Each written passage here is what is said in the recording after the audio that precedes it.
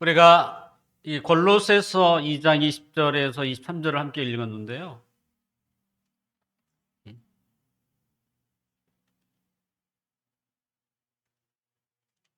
그리스도와 함께 죽었거든 이라는 제목으로 함께 말씀을 생각하고자 합니다. 지금까지 바울은 이 골로새 지역에 퍼져가는 철학이나 세상 학문이 무엇인지에 대해서 우리가 앞서서 설명을 했습니다.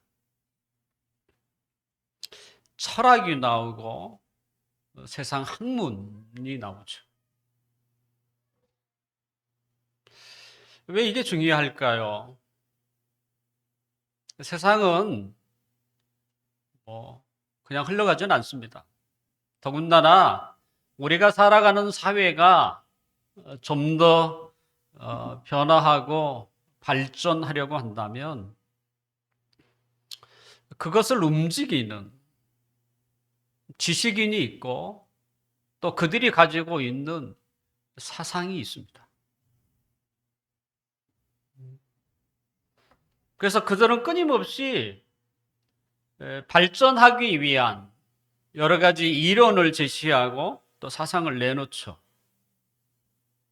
그러면 그 사상과 그 이론 위에, 바탕 위에 실무를 담당하는 사람들이 정책을 만드는 거예요.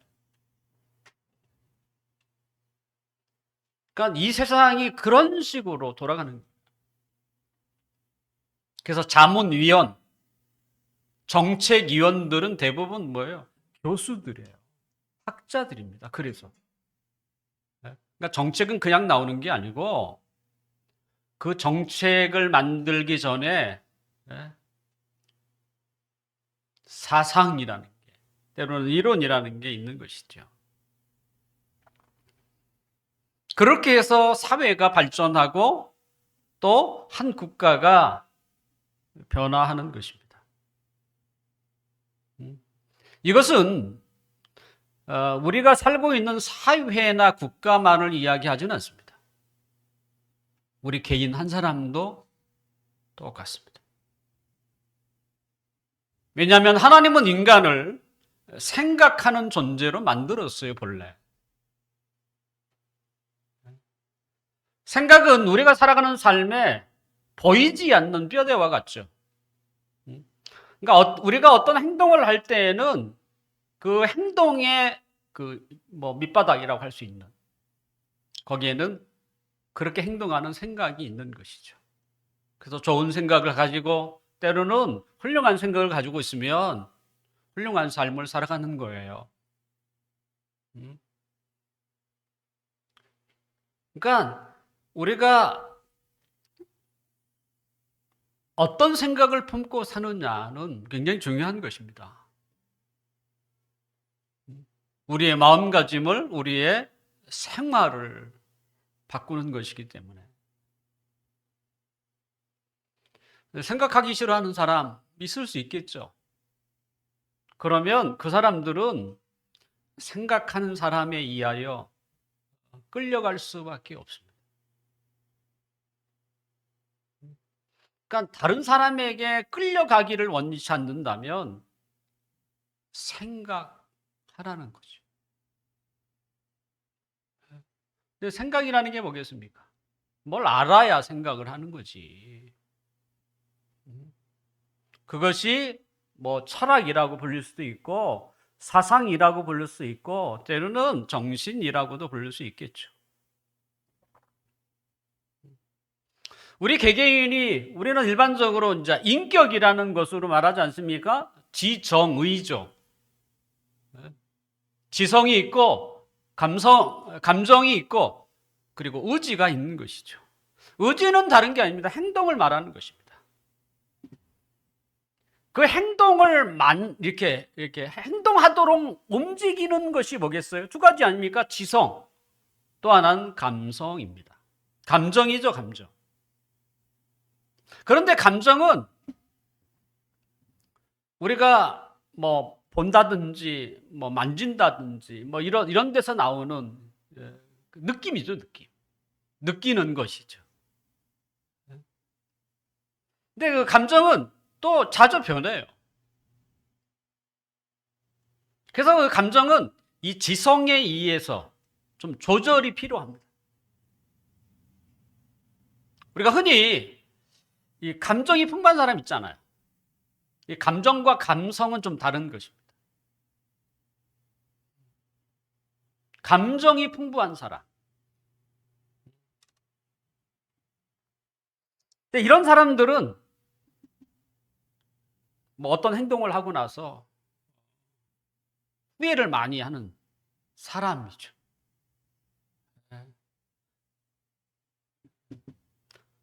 그래서 이 감성이 이 지성에 의해서 좀 이렇게 적절히 좀 조절되어서 표출을 하면 그나마 후회를 덜 하는 것이죠. 왜 그러겠어요? 기쁨도 감정이고 슬픔도 감정이고 또한 뭐도 감정이에요? 분노도 감정이에요. 감정에 너무 충실하면 분노를 막 일으키는 거죠. 조절이 필요한 거예요. 조절. 뭘로 조절하겠어요? 지성으로 좀 조절이 필요한 것이죠. 지성이라는 게 뭐겠습니까? 그건 철학이고 가치관 또는 정신인 것이죠. 예전에 제가 이제 전도사로 사역을 했던 그 교회에서 목사님이 뭐 어떤 세미나를 갔다 오신 거예요. 그랬더니 예배 시간에 저도 놀랬고 예배드리는 성도들도 깜짝 놀랄 만큼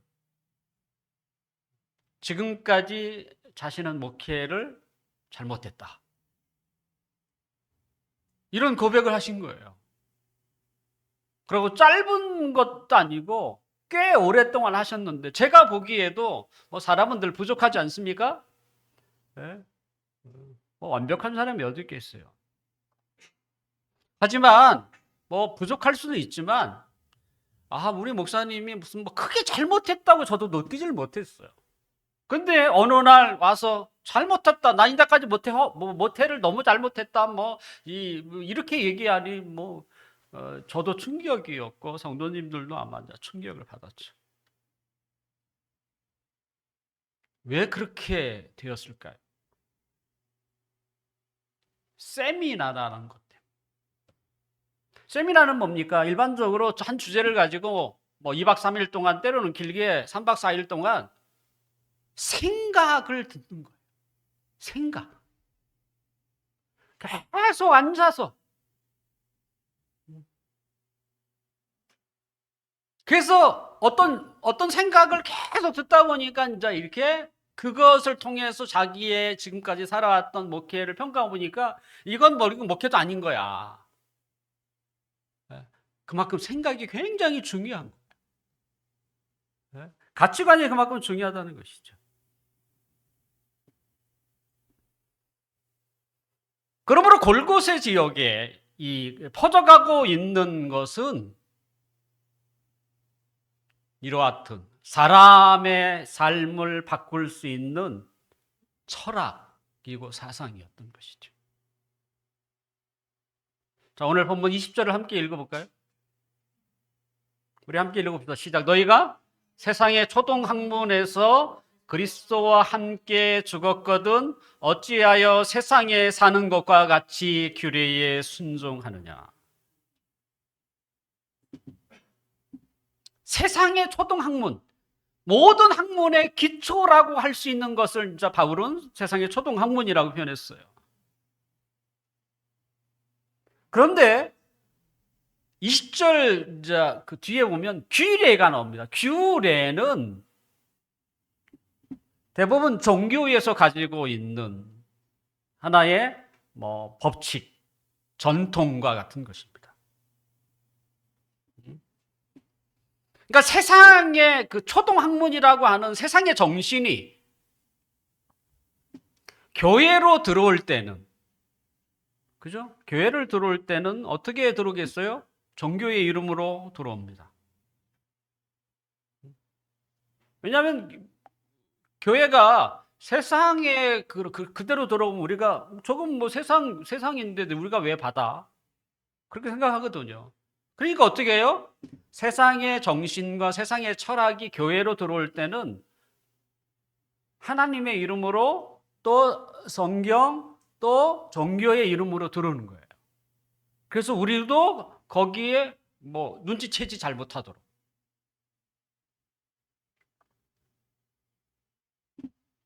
지금 바울은 그 얘기하고 있는 거예요.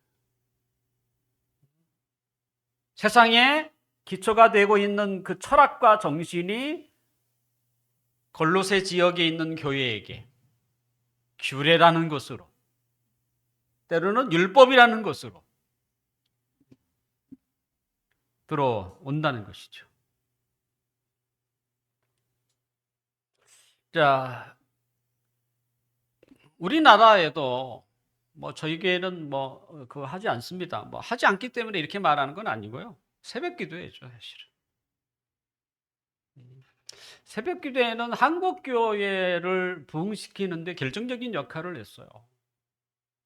사실은 그건 부인할 수 없습니다. 왜냐하면 정말 하나님의 부흥을 또 자신의 변화를 위해서 기도하는 것은 필수예요.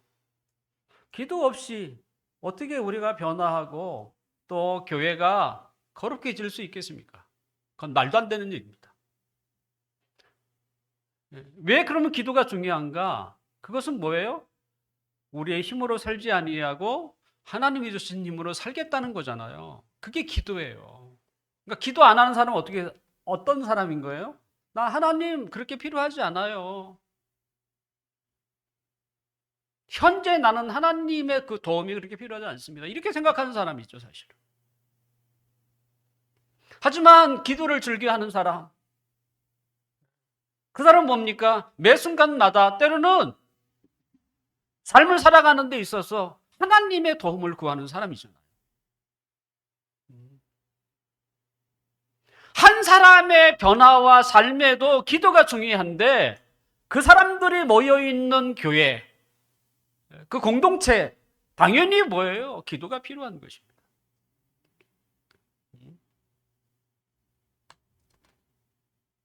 누가 새벽 기도를 한다 하겠어요? 기도하겠다는데. 그걸 탓하는 이야기가 아니에요. 그래서 그 기도라는 이름으로 교회에 들어오는 거죠.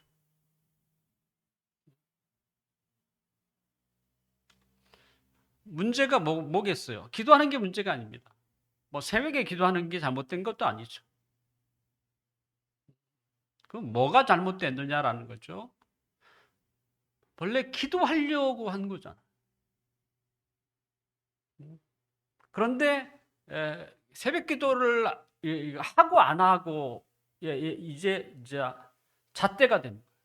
하지 않는 교회는 이상한 교회다. 진짜 이런 거죠. 꼭 새벽에만 기도할 필요는 없잖아요. 사실은 기도는 무시로 하는 거예요. 하루에 시작할 때도 저는 기도해야 한다고 생각하고 하루에 마무리할 때도 기도해야 한다고 생각하지만 우리 일상에서 필요할 때마다 수시로 하나님 앞에 기도해야죠. 이게 성경이 우리에게 가르치는 기도의 정신이고 또 하나님이 원하는 것이죠. 근데 단지 새벽 기도회라는 것을 하지 않는 것으로 그것이 무슨 자신을 거룩하게 만들고 그것이 복을 더 받게 하고 또 그것을 하면 구원의 큰 확신이 더 오는 것처럼 그래서 그걸 하지 않는 교회는 이상한 교회로 저는 이것이 문제다 라고 생각하는 것이죠. 결국 사단은 그죠 교묘하게 종교의 이름으로 교회에 들어왔다가 사람들로 하여금 근본 그 정신을 잃어버리게 해서 도리어 그것으로 인해서 정죄하게 만들고 판단하게 만들고 이런 것이죠.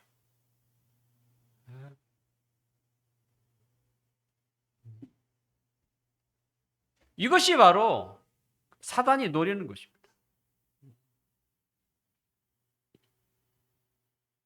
세상의 초등학문은 사실은 이 본질적인 것보다는 눈에 보이는 것에 무게를 더 실게 됩니다. 세상의 초등학문에서 말하고 있는 것, 또 세상의 정신이 추구하는 게 뭐겠어요? 좋게 표현하면 행복이에요. 이 세상 살아가는 동안 행복하게 살자. 때로는 다르게 표현하면 이 세상 살아가는 동안 성공해야 한다는 것입니다. 그게 이 세상의 초등학문, 모든 학문의 기초예요. 그렇지 않겠습니까? 이 세상에 얼마나 많은 이론과 주장과 다양한 학문이 많습니까? 그런데 그 모든 것들의 그 기초가 뭡니까? 시작이 뭐예요? 성공이에요. 우리가 이 땅에 살아가는 동안 성공해야 되지 않겠느냐? 그러면 어떻게 해야 성공할 것인가? 뭐 이런 이야기죠. 때로는 우리가 살고 있는 이 사회나 때로는 우리가 살고 있는 이 국가도 어떻게 계속 발전하지 않고 계속 머무를 수가 있느냐? 끊임없이 발전해야지. 더군다나 우리 사회가 끊임없이 변화하는 것처럼 발맞춰 나가야지.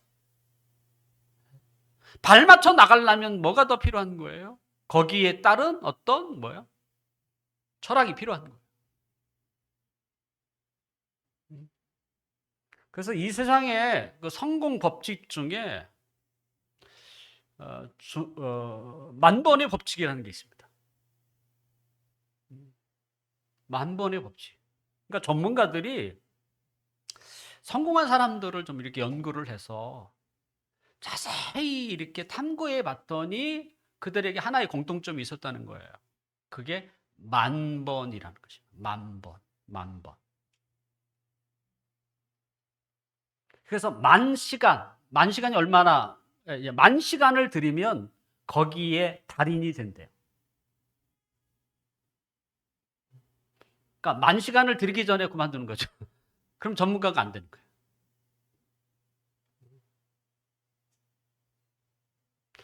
이번에 이제 노벨상을 받았던 우리 한강, 그렇죠. 한국사에서 얼마나 놀라운 일입니까? 저는 그분의 책을 읽어보지는 않았습니다. 잘 몰랐고. 근데 그분이 그런 훌륭한 작품을 쓰기까지 얼마나 많은 책을 보았겠어요. 흔히 이렇게 글을 쓰려면 2,000권 정도는 읽어야 한다고 얘기합니다. 그 2,000권 읽는데 시간을 계산해 보세요. 10,000시간 되지 않겠어요?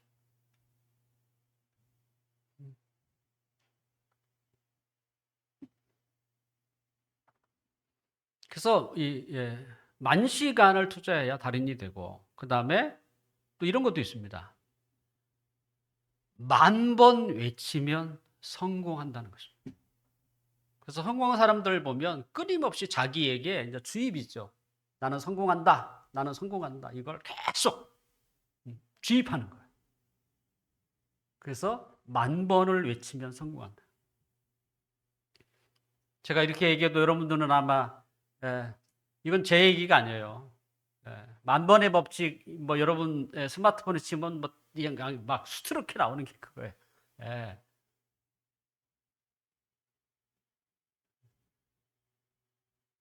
10,000번을 외치면 성공한다. 이렇게 얘기해도 시도도 안 해요. 혹시 조금 성공하겠다고 하루 이틀 이렇게 하시는 분이 있을 수 있겠습니다만,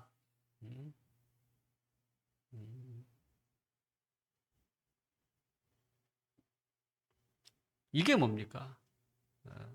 세상의 초등학문이에요. 다 그 성공과 때로는 다르게 변하면 인간의 행복을 위해서 끊임없이 쏟아내고 있는 이론이고 주장이고 정신인 것이죠. 다른 게 있습니까? 그러면 세상의 법칙은 어떻게 다가오는가라고 할 때 오늘 본문 21절과 22절 한번 보겠습니다. 우리 함께 읽어볼까요? 시작. 곧 붙잡지도 말고 맛보지도 말고 만지도 말라 하는 것이니 이 모든 것은 한때 쓰이고는 없어지리라. 사람의 명령과 가르침을 따르느냐. 지금 바울이 그렇게 얘기하는 거예요.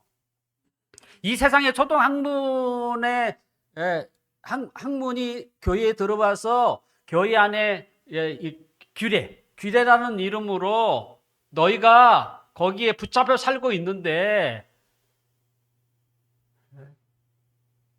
그것이 이 세상이 가르치는 것이 아니냐, 너희가 이렇게 왜 그걸 왜 따라가려고 하느냐라는 것이잖아요. 이 붙잡지도 말고 맛보지도 말고 만지지도 말라, 이 말은 뭐겠습니까? 철저하게 지켜야 한다는 이야기예요. 우리가 흔히 너무나 잘 듣는 말이 있잖아요. 그렇게 해서 성공하겠어? 미쳐야지. 성공은 미친 사람에게 주어지는 것이야. 이게 어디서 외치는 말이에요? 세상에서 외치는 말이에요. 그냥 대충 해서 성공할 수 없다는 얘기예요. 한번 몰입하면 파라는 거예요. 광신, 미쳐야 한다는 것입니다. 어쩌면 세상에서 살려면, 그리고 성공하고 싶으면 세상의 법칙대로 살아야 합니다. 왜냐하면 이 법칙은 어디서 나온 거예요? 성공한 사람들의 모델이에요. 그 성공한 사람들이 법칙에 따라야만 성공에 가까이 갈 수 있습니다. 그러니까 전문가들이 얼마나 연구했겠어요.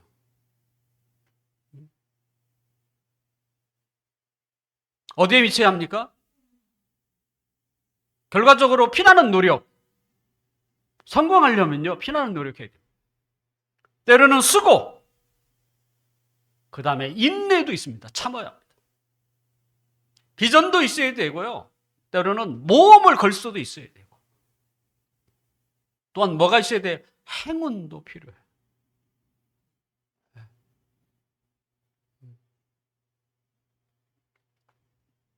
자, 이런 걸 두고 하는 것이에요. 그래서 성공하려면 정말 세상에서 성공하고 싶으면 세상의 법칙에 따라. 그렇다면 이렇게 세상에 말하는 철학이나 법칙은 다 쓸모없을까요? 자, 생각해 보세요. 노력하는 것이 악입니까? 때로는 비전을 품는 것이 뭐 죄인가요? 하나님은 인간을 하나님의 형상대로 창조했습니다. 그래서 인간에게만, 다른 피조물 중에 인간에게만 하나님이 가지고 있는 이 하나님의 형상이라는 속성을 가지고 있죠. 분명 우리가 가지고 있는, 인간이 가지고 있는 하나님의 속성은 하나님이 가지고 있는 속성하고 뭐 비슷할 수는 있지만, 하지만 본질적으로 큰 차이가 있죠. 하지만 우리가 하나님이 가지고 있는 속성을 가지고 있다고 해서 그것을 하나님의 형상이라고 얘기합니다. 그런데 아담과 하와가 하나님께 범죄함으로 타락했지 않습니까? 그 다음에 인간이 가지고 있는 속성은 어떻게 됐는가? 하나님의 형상은 어떻게 됐는가? 학자들은 얘기합니다. 하나님의 형상이 사라지지 않았다는 거예요. 분명 손상을 입었어요. 하지만 없어지진 않은 것이죠. 무엇을 보고? 그것은 인간이요, 선을 쫓으려고 하는 마음이 있어요. 선을 쫓으려고 하는 마음이 있고, 때로는 아름다운 것을 추구하기도 하고, 또한 지혜를 찾으려고 합니다. 그러니까 이와 같은 것들이, 인간에게 여전히 가지고 있는 이와 같은 것들이 하나님의 형상 남겨진 것이라고 보통 얘기합니다. 그래서 세상의 법칙이라고 하는 것이 우리는 뭐 세상의 법칙이야, 다 무시해, 필요 없어, 그건 다 사악한 거야, 이렇게 말해서는 안 돼요. 사실은 그건 악한 것은 아니에요. 노력하고 수고하고 인내하고 또 비전을 품고 뭐 이런 게 왜 다 그거 자체가 악한 건 아니잖아. 우리에게도 정말 하나님을 잘 섬기려면 노력해야죠. 그냥 되나요? 기도하는 것도 뭐예요? 실제 기도해야 되니까.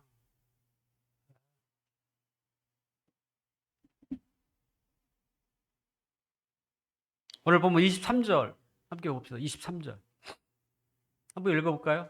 바울도 그 얘기를 합니다. 시작. 이런 것들은 자의적 숭배와 겸손과 몸을 괴롭게 하는 데는 지혜 있는 모양이나 오직 육체를 따르는 것을 금하는 데는 조금도 유익이 없느니라. 바울도 그걸 인정해요. 약간의 도움은 줄 수 있다는.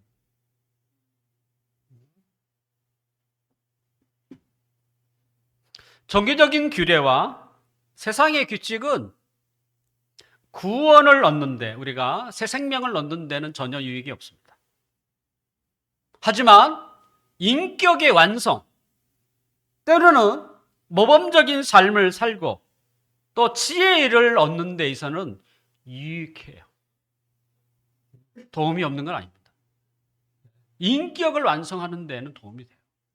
하지만 구원받고 하나님의 생명을 얻는 데는 전혀 도움이 안 돼요. 만약 세상에서 선이나 의나 아름다운 것이 전혀 없다면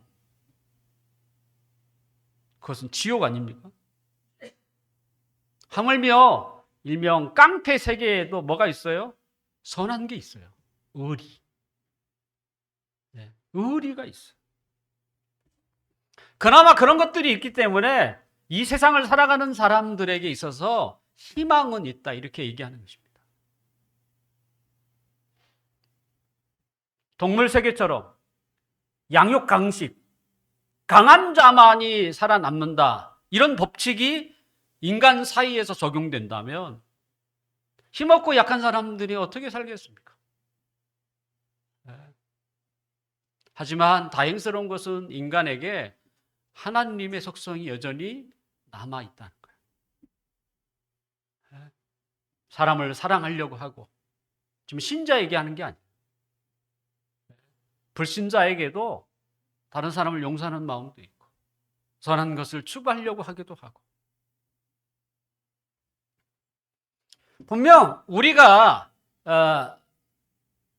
세상의 그와 같은 사람들 때문에 희망을 품을 수 있다고 할지라도 이 세상은요, 한 방향으로만 살아가고 있어요. 그러면 세상이 바라는 그 방향이 뭐겠어요? 오늘 본문에 나와요. 마지막 절. 육체를 따르는 것입니다. 육체를 따르는 것입니다. 육체가 뭡니까? 죄로 인해 부패한 본성을 이야기하는 것입니다. 분명 선한 것도 있고 의로운 것도 있고 또 아름다운 것을 추구하기도 하지만 이 세상 사람들이 추구하는 것은 한 방향이에요. 육체를 쫓는 것입니다. 육체를 쫓는 것이죠. 그래서 사도 요한은 이 세상 사람들의 특징을 이렇게 표현을 했어요. 요한일서 2장 15절에서 16절에 보면 이 세상이나 세상에 있는 것들을 사랑하지 말라. 누구든지 세상을 사랑하면 아버지의 사랑이 그 안에 있지 아니하니. 이는 세상에 있는 모든 것이, 그러니까 세상에 있는 모든 것을 이 세 가지로 규명할 수 있다. 뭐냐? 육신의 정욕, 타락한 육신이죠. 정욕, 안목의 정욕, 편안함이죠. 어떻게 하면 우리가 편안하게 살 것인가라고 하는 이 얼마나 그 욕망이 큽니까? 세 번째가 이생의 자랑거리예요. 자랑하려고 하는 거죠.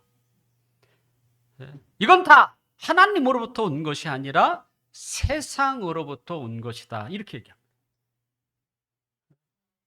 결국 이 세상이라고 하는 것이 세 가지로 말할 수 있다는 것이죠.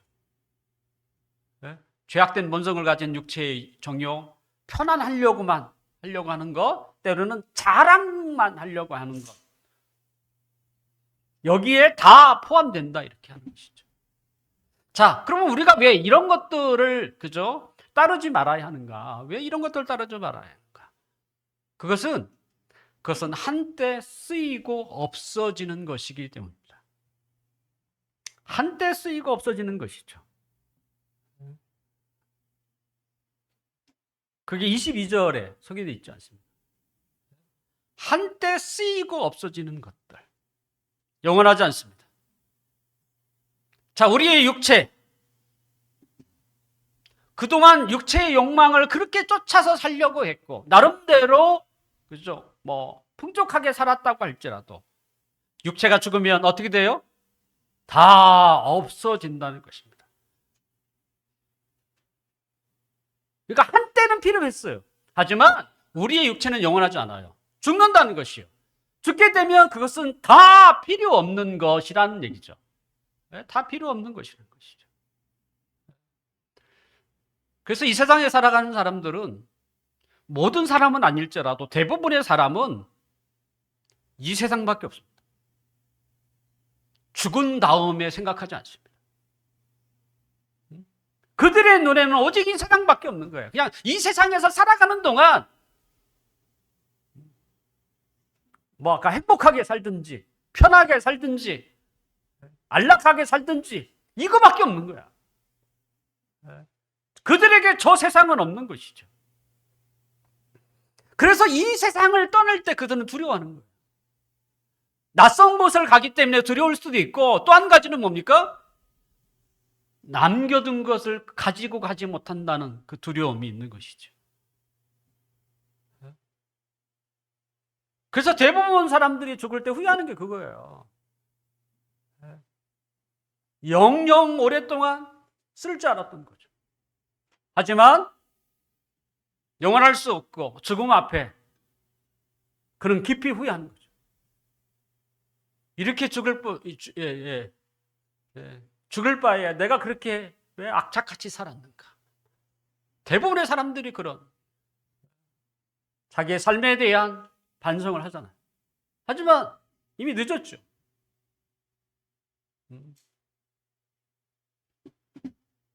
사도 요한도 이 세상에 대해서 아까 세 가지를 이야기한 다음에 요한 1서 2장 17절에 보면 그 끝을 이렇게 얘기합니다. 이 세상도 그 정욕도 지나가되 오직 하나님의 뜻을 행하는 자는 영원히 거하느니라. 다 지나간다는 거예요. 사실 우리도 예수님을 만나기 전에 우리도 다 그렇게 살았어요. 예수님 때문에 새 사람이 된 것입니다.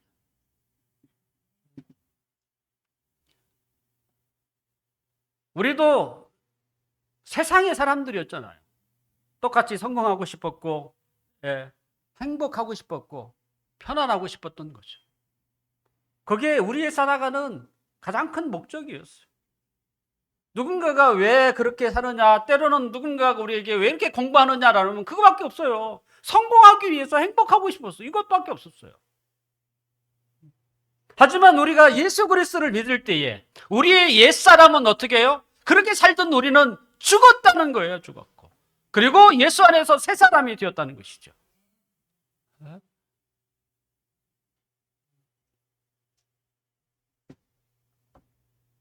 오늘 하나님 말씀의 제목처럼 그리스도와 함께 죽었거든. 이미 우리가 죽었는데 왜 그 옛 생활로 돌아가려고 하느냐. 세상 학문을 쫓으려고 하고 그 사람들이 요구하는 것처럼 그 만번의 법칙을 따르면서 어떻게든 성공하겠다고. 왜 그렇게 살려고 하느냐. 그건 이 세상 사람들의 가르침이 아니냐. 너희는 그리스도와 함께 죽었다는 거예요. 옛사람이 죽었고 이제는 새 사람이 되었지 않느냐. 그러므로 새 사람이 되었다면 새로운 삶의 원칙을 따라 살아야 하지 않느냐. 그 새로운 원칙이 뭡니까? 친히 예수님은 우리의 삶의 모델로 보여주셨어요. 예수님의 삶이 우리에게 모델이에요. 그리고 예수님은 기꺼이 새 사람의 그 삶을 사시면서 그를 따르는 제자들에게 나를 본받으라 말씀하는 거예요. 이것이 바로 하나님의 자녀들이 걸어갈 길이고 주님의 제자로서 걸어가는 길이다. 그럼 어떻게 살아야 되는 거야? 예수님이 말씀하잖아요. 자기를 부인하고 자기 십자가를 지고 그리고 이 세상 그 어떤 것보다도 하나님을 제일 사랑하라. 자기를 부인하는 삶이 뭡니까? 아까 육체를 따라 살아가는 거예요. 타락한 본성. 그러니까 문제는 우리의 육체가 타락했다는 거, 우리의 정욕이 그렇게 요구하는 행복을 찾으려고 하고 편안함을 찾으려고 했던 성공하고 싶었던 그게 잘못된 게 아니고요. 문제는 그런 그 욕망 안에 뭐가 있어요? 죄가 있어서 그래요. 타락한. 그게 언제 잘못될지 몰라요. 그 죄가 우리로 하여금 자신을 행복하고 남을 어떻게 해요? 불행하게 만들잖아요. 그 죄 때문에 그런 거예요.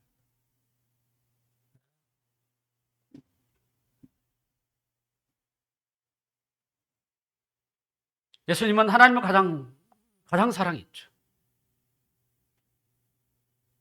가장 사랑했기 때문에 인간이 되셨고 또 십자가에 죽으셨어요. 왜냐하면 하나님이 그걸 원하셨거든요.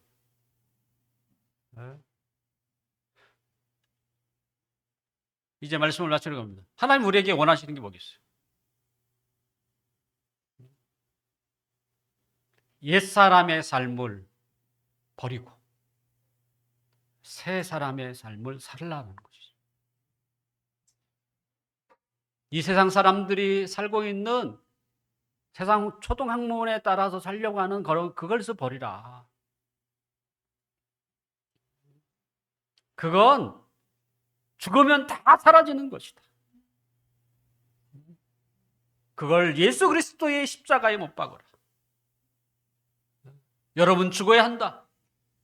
그리고 이제 다시 살아야 한다. 새 사람으로 살아야 한다. 자기를 이제는 자기의 정욕을 위하여 끌려다니지 말고 이제는 우리를 살려주신 하나님의 뜻, 하나님의 기뻐하신 뜻이 무엇인가? 또 하나님의 나라를 위해서 살라는 것이죠. 성경이 하나님의 기쁘신 뜻이잖아요. 성경을 보면 하나님을 사랑하고 내 이웃을 사랑하라는 것이죠. 그러니까 자기를 위하여만 살지 말라. 이제는 주위를 돌아보고 살고 또 하나님 나라를 위하여 주위에 하나님의 잃어버린 영혼들을 찾고 그들을 주님 앞으로 인도하는 일에 거기에 목적을 두고 살아라. 그게 새 삶이라는 것이죠.